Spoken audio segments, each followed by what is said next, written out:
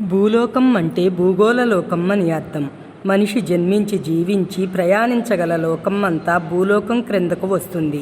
ఈ భూమిపై భారతీయ ఋషులు సూర్యగమనాన్ని బట్టి ఈ ప్రకృతిపై పూర్తి అవగాహన కలిగి ఉత్తరాయణ దక్షిణాయనములుగా విభజించిరి. మన మహర్షులు యుగయుగాల నాడే కాలగతిని గుణించి సూర్యచంద్ర గ్రహములు ఎప్పుడు ఏ సమయము వరకు ఉండునని ఈ ప్రపంచానికి తెలియజేసిన విశ్వంలోని విజ్ఞాన సంపదను భవిష్యత్ తరాలకు అందించిన వారు భారతీయులే. యజ్ఞయాగాదులు నిర్వహించి ప్రకృతిలో సంభవించే ప్రళయ మార్పులు, ప్రళయాలను ఎదుర్కొనుట అనేక సదాచారములు, సాంప్రదాయములు ఏర్పరచిరి. ఆయా పండుగలు ప్రాంతములకు కుల మత వర్గ విచక్షణ లేకుండా జరుపుకొనుటకు శిలాప్రతిమలు ఏర్పాటు చేసి వారిలో సంఘటిత భావన పెంపొందించి సర్వప్రాణికోటి సంరక్షణతోనే మన మానవ మనుగడ అని ఆకాంక్షించిరి. జీవులు ఉత్తరాయణములో మరణిస్తే స్వర్గలోకాలకు వెళతాయి అని ఆ కాలములో చాలా ప్రశస్తముగా వివరించిరి. ఉత్తరాయణ పుణ్యకాలం కోసం భీష్మ పితామహుడు కూడా ఎదురు చూశాడని మనం మహాభారతంలో చదువుకున్నాం కదా.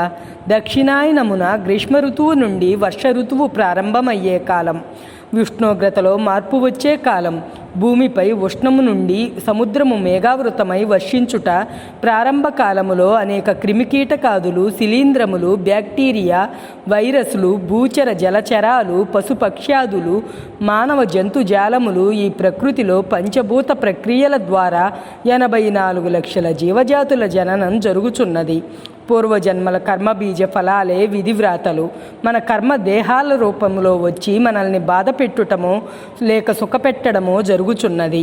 పూర్వజన్మ కృతం పాపం వ్యాధి రూపేణ పీడిత. చెడు కర్మలు, చెడు పనిని పాపం అన్నారు. ఊర్ధ్వలోకము చేరిన జీవుల ఆత్మలు వారి పాపపుణ్యములచే మరలా జీవులుగా ఏదో ఒక రూపాన్ని సంతరించుకొనుచున్నవి. భగవద్గీతలో భగవాను వాచ, ఈ జీవజాతుల ఉద్భవించుటలో, జీవ సంఘర్షణలో అనేక జీవులు జీవించే జీవనంలో క్రిమి కీటకముల నుండి బ్యాక్టీరియా, వైరస్, శిలీంధ్రములు జనించే ఇతర జీవజాతుల జీవనములో వ్యాధుల పరంపర కొనసాగుటచే అనేక జీవజాతులు అంతరించుట జరుగుచున్నది.